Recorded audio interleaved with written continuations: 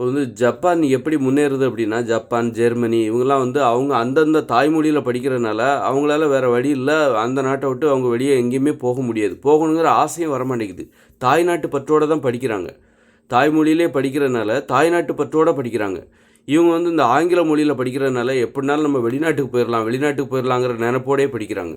அதேபோல எல்லாராலையும் வந்து வெளிநாட்டுக்கு போயிடலான்னு நெனைக்கிறாங்க. எல்லாராலையும் படிக்க முடியல. ஏன்னா, ஆங்கில வழி கல்வி என்பதால் கஷ்டமா இருக்கு. கஷ்டப்பட்டு படிக்கிறவங்க அந்த கொஞ்சம் பேரு. அந்த கொஞ்சம் பேர்லயும் பெரும்பாலானவங்க வெளிநாட்டுக்கு போயிடுறாங்க. திறமையானவங்க பெரும்பாலானவர் வெளிநாட்டுக்கு போயிடுறாங்க. கொஞ்சம் பேர் தான் இங்கே மிச்சம் இருக்கிறாங்க. அவங்க இங்கே உட்காந்துட்டு இந்த நாட்டை முன்னேற்றத்துக்காக பண்ணுறாங்க. அப்படி இருக்கும்போது, இந்த நாட்டை முன்னேற்றுவதற்கு தேவையான தொழில்நுட்ப வல்லுநர்கள் இந்த இந்தியாவில் பற்றாக்குறையாக இருக்கிறது. அதனால தான் இந்த இந்தியா முன்னேற மாட்டேங்குது. ஏன்னா, திறமையானவங்கெல்லாம் துபாய்க்கு போயிடுறாங்க, அமெரிக்காவுக்கு போயிடுறாங்க, லண்டனுக்கு போயிடுறாங்க, ஆப்பிரிக்காவுக்கு போயிடுறாங்க. காரணம் அவர்கள் ஆங்கில மொழியில் கல்வி கற்கிறார்கள் என்கிற அந்த தைரியம் தான். ஆங்கில மொழி கற்றுக்கொண்டால் உலகத்தில் எங்கே வேணாலும் பொழைச்சிக்கலாம்.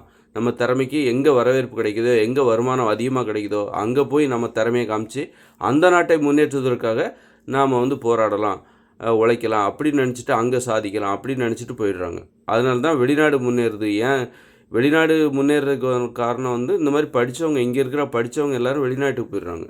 இப்போ ஜப்பானில் அவங்க அந்த நாட்டில் படித்தவங்க எல்லாம் அந்த நாட்டில் தான் இருக்காங்க. காரணம் அந்த தாய்மொழியில் மட்டும்தான் அவங்க படிப்பு. இப்போ சீனா ஏன் முன்னேறுது? அவன் 2 மொழியை கற்றுக் கொடுத்துருந்தா சீனாக்காரன் எல்லாம் வெளிநாட்டுக்கு போயிருப்பான். சீனா எப்படி முன்னேறி இருக்கும்? அவன் தாய்மொழியில் கல்வி கற்றுக் கொடுக்குறான். அதனால் அந்த தாய்நாட்டிலே இருக்கிறாங்க.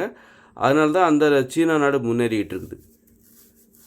அதுபோல் இப்போ வந்து அதனால் நீ என்ன தான் ஆங்கில வழி கல்வியில் கல்வி கற்றுக் கொடுத்தாலும், இலவசமாகவே கல்வி கற்றுக் கொடுத்தாலும், படித்தவங்க எல்லாம் வெளிநாட்டுக்கு தான் போகணுன்னு நினைப்பாங்களே தவிர, ஏன்னா படிக்கும்போதே நம்மளுக்கு ஆங்கிலம் தெரியுது, உலகத்தில் எங்கே வேணாலும் போகலாம் அப்படிங்கிற நினைப்போடே அவங்க படிக்கிறாங்க.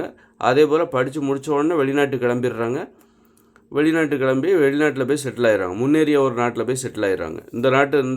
இந்திய நாட்டை முன்னேற்றி நான் அதில் வாழ்கிறதுக்கு பதிலாக எங்கே முன்னேறி இருக்கோ அந்த நாட்டுக்கு நான் போய்க்கிறேன் அப்படின்னு. இனிமேல் இந்த நாட்டை முன்னேற்ற முடியுமா?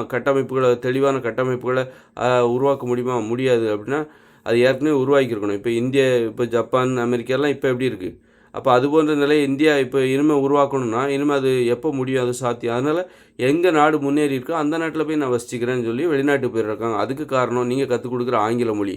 ஆங்கில மொழி உலகத்தில் எங்கே வேணாலும் நான் பொழைச்சிப்பேன் அப்படிங்கிற அந்த தன்னம்பிக்கை ஏற்படுத்துறதுனால படித்தவங்க எல்லாரும் வெளிநாட்டுக்கு போய் விடுகிறார்கள். வெளிநாட்டை முன்னேற்றுகிறார்கள்.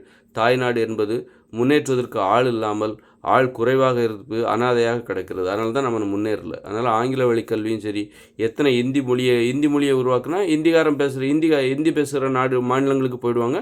அந்த மாநிலங்கள் முன்னேறும்.